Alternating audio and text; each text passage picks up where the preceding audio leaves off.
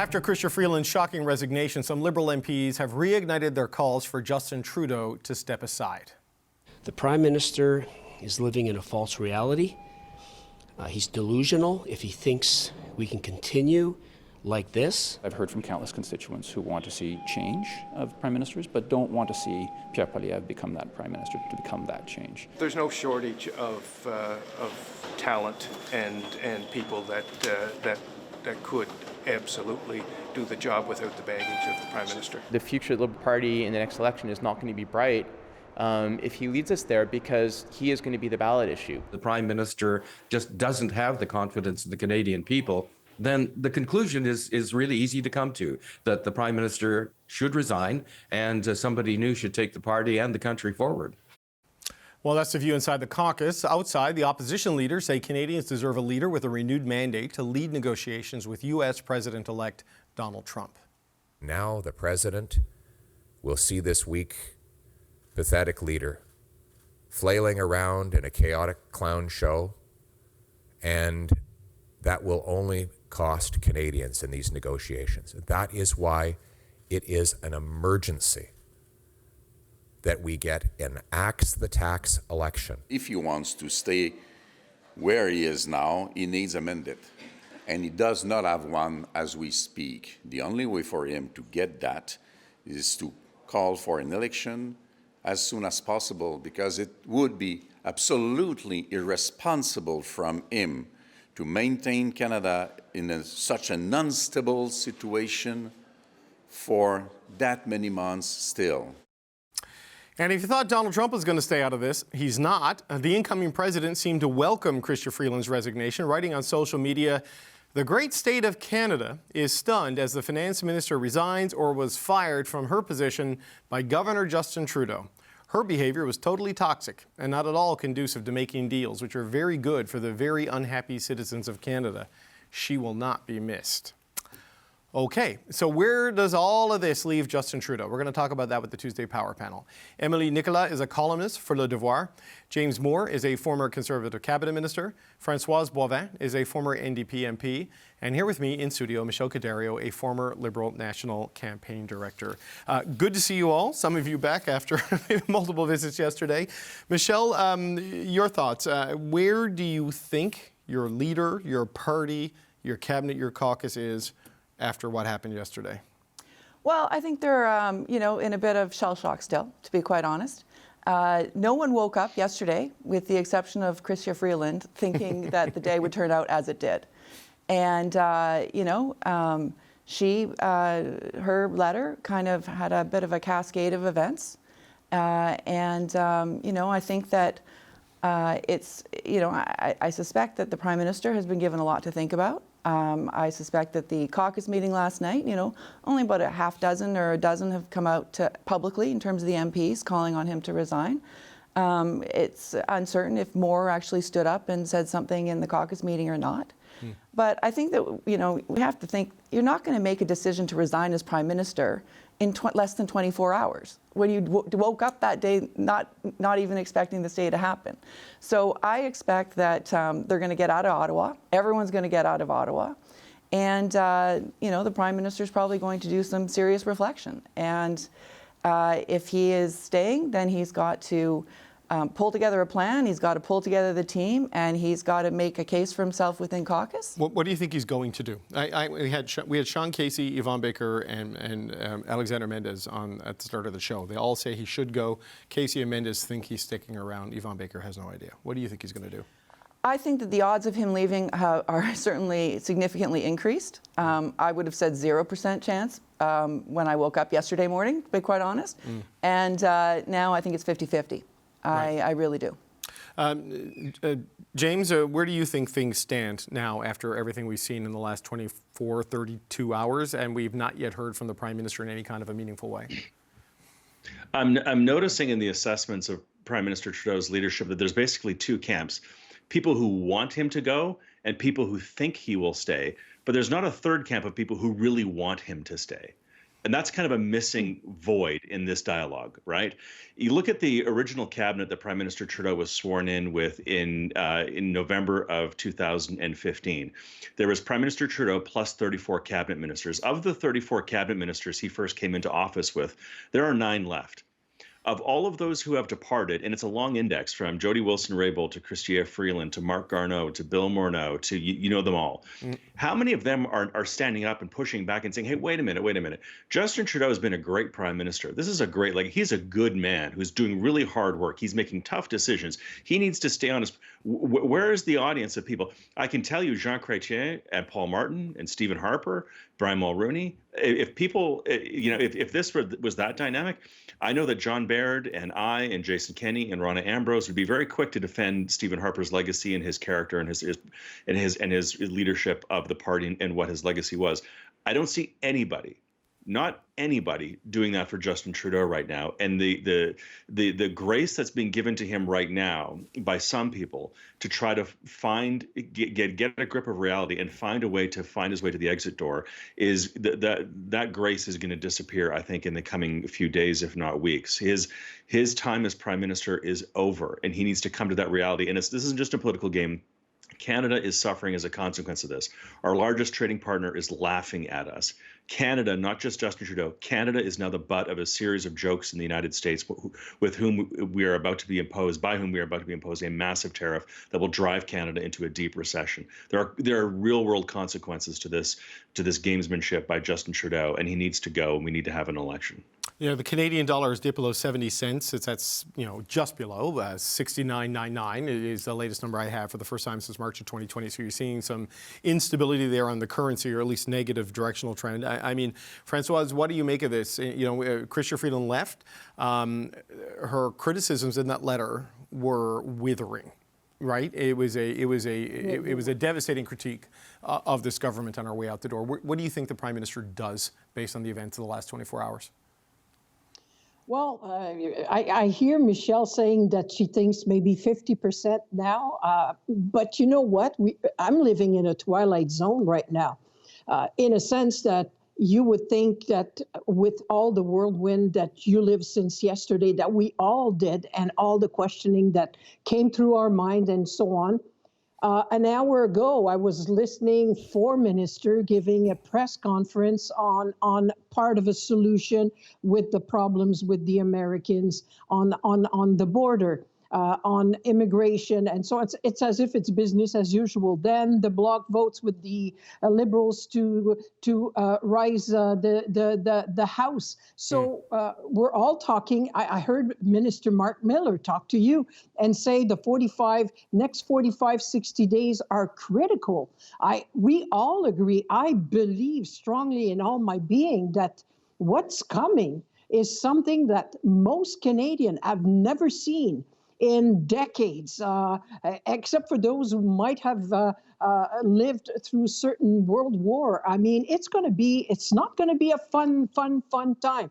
But of those 45 to 60 days, our politicians are gone. They're gone for 6 weeks. So we're asking, where's the Prime Minister? What's he going to do? Will he talk to the media? Will he do this? Will he do that? Technically, he could just be gone for the whole period, and we would see if he goes visit the Aga Khan or so on. So I suspect that he might come sooner, and his talk might not be to the media, but to say we are going into an election. I'm like Sean Casey. I heard his interview. I think he's got it right on. He didn't perceive, and he's a guy who perceived things. Right. And I kind of sense that the Prime Minister is there to stay. He still think he can fight and win. I don't know on what planet he lives, but that's his take, and he will live it very soon. Well, Emily, Parliament, the sitting has ended. It's unclear whether the Prime Minister's time has ended with it, but, they have a political crisis and they have a governing crisis, and they're intersecting at a very difficult time with what Trump has put on the table. I mean, what's your view of it from your perch? I think there's a couple of scenarios in place. there's obviously the risk of Donald Trump being inaugurated and some announcements being made there. I think that's why you've seen the announcements we've seen today about the border and security on the last day before the House is raised. There's a couple of scenarios. One is that Justin Trudeau takes his sweet time and does what a lot of global leaders usually do when the country is at war.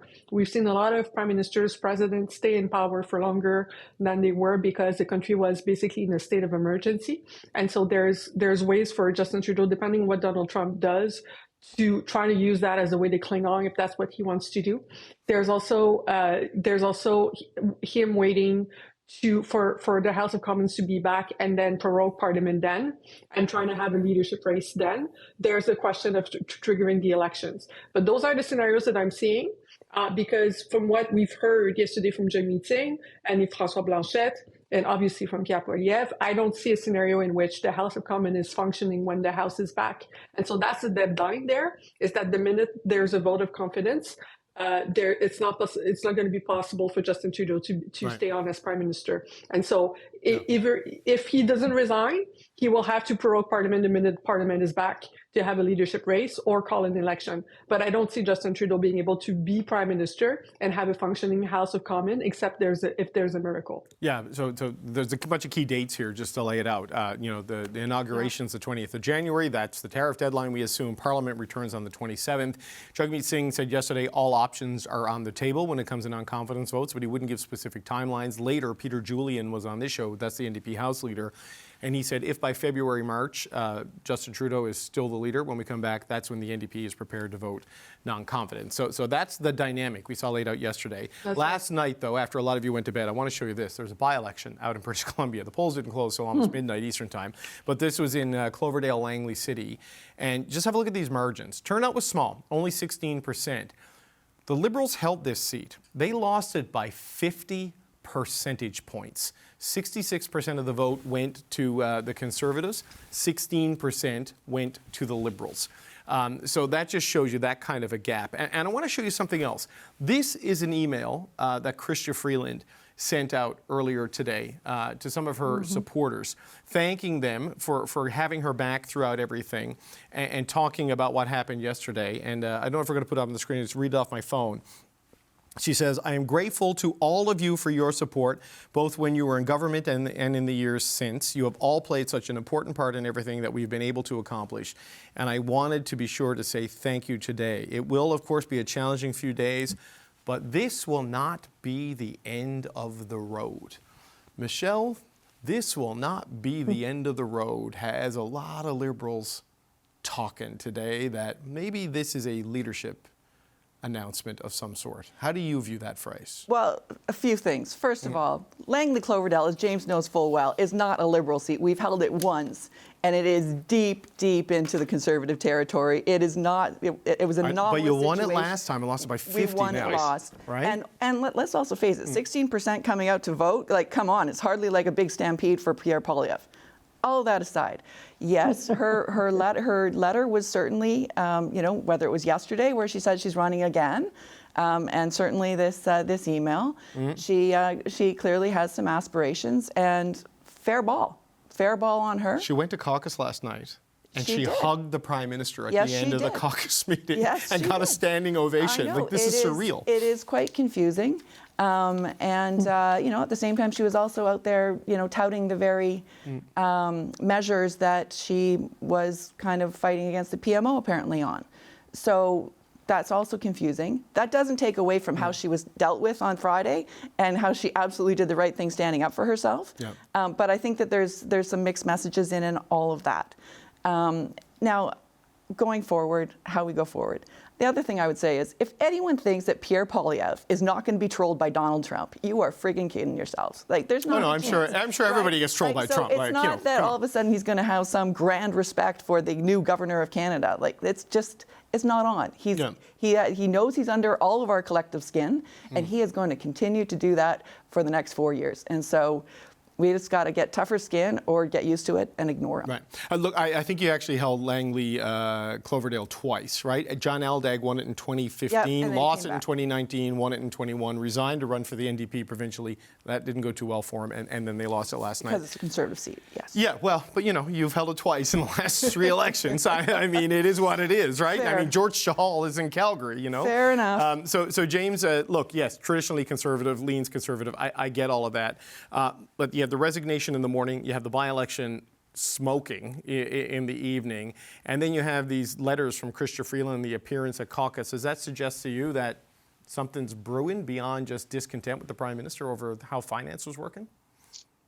I mean, I think it certainly speaks to that Minister Freeland's decision was intellectual, but it was also emotional in the sense that she takes this very personally, and she still has a lot of fight in her. She wants to run again in the next election campaign.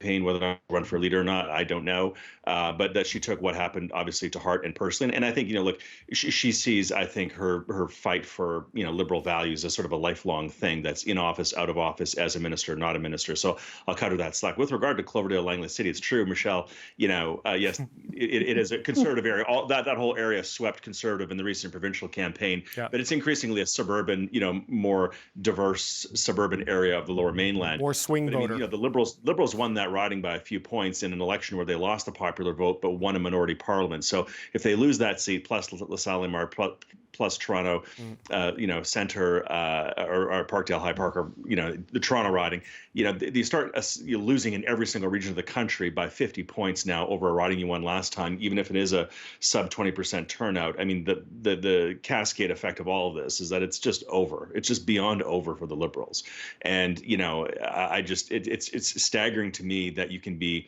20, 25, and I think Abacus has amongst decided voters a 30-point deficit now for the Liberals behind the Conservatives going into Christmas, and and Liberals are kind of saying, well, maybe we can rehash our communication strategy. Like, it's over, and at some point you do have to have a little bit of self-respect. Not Michelle; she always has self-respect. Thank you. So thank you for clarifying that. It's good to have civility. The Prime Minister, at a certain point you have to have a sense of self-respect and putting country first. Your government is over.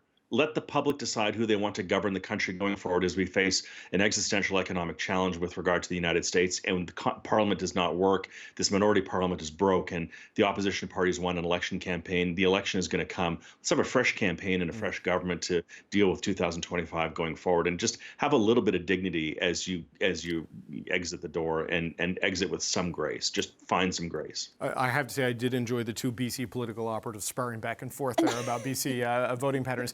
And we're on the same side of there, too. So. Françoise, though... On Rustad's team now. Yeah, but Françoise, like on what James just said, I mean, I get the calls that people are making that you need a fresh mandate to deal with a guy like Donald Trump.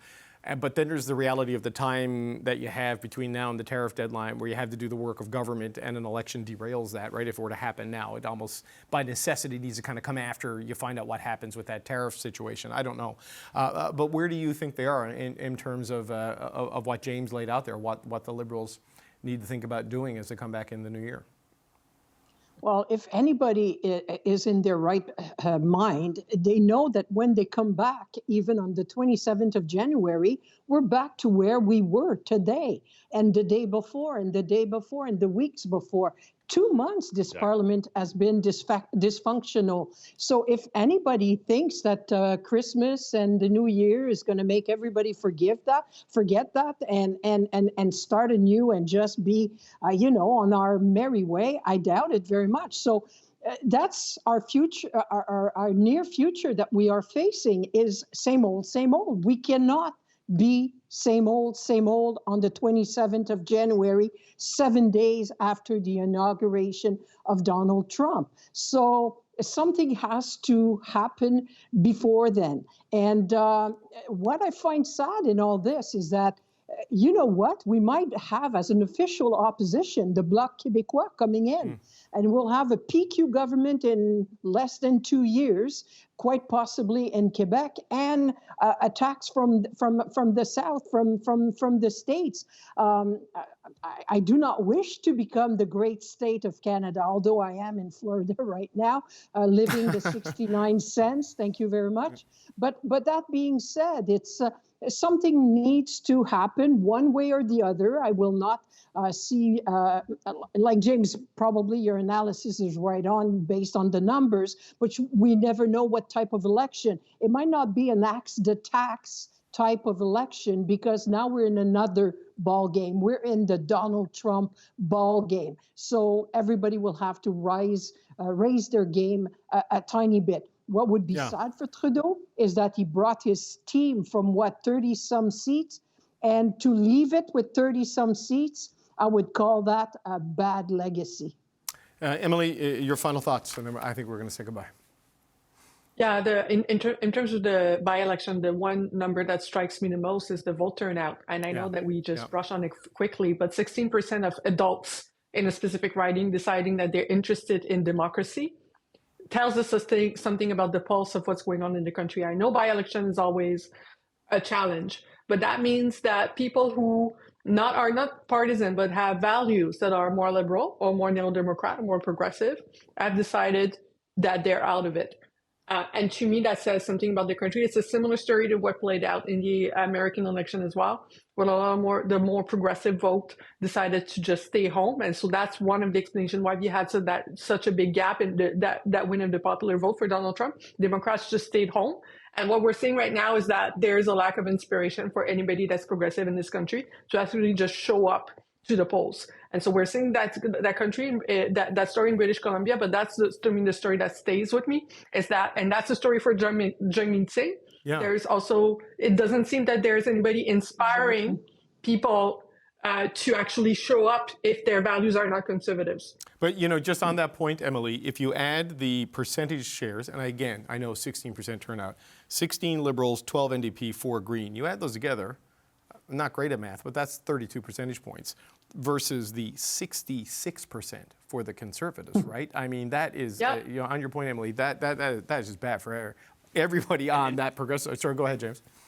Well, and by the way, a lot of Conservatives stayed home because they thought the Conservatives were going to win in a walk. She could have won by a bigger margin. It's not just progressives who are staying home.